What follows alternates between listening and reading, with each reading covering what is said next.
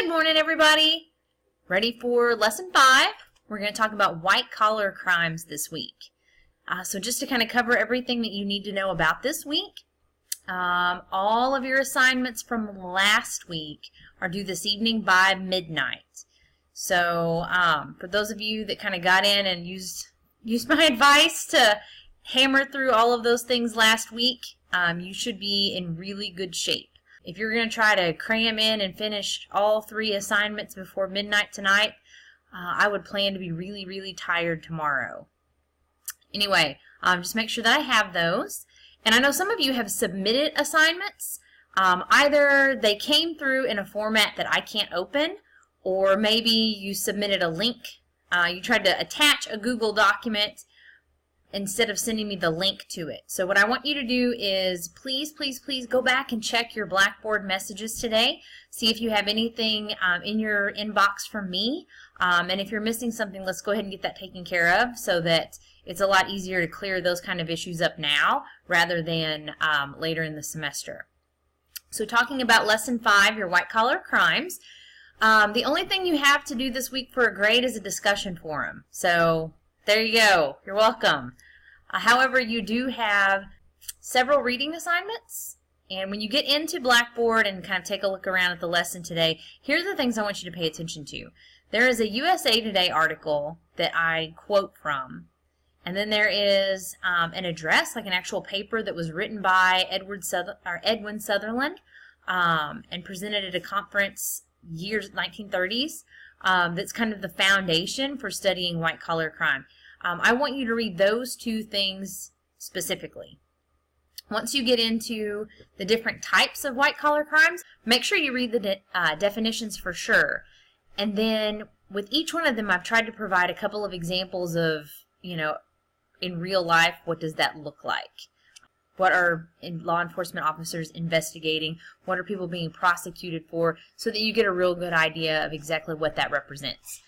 The supplemental thing, the definitions are super important. The supplemental things are just there to help you understand. So if you come across an example of a white-collar crime that feels confusing, read the example. If you come across something that is just super interesting for you, then read the examples. That's what they're there for.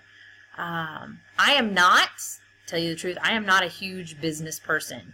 So some of those things confuse me. To hear them talk about it in police reports, to read about it in an FBI story, to hear about it on the news, I have to actually think back, so what does it mean if it was an annuities fraud, right? I have to go back and look at some of those things myself.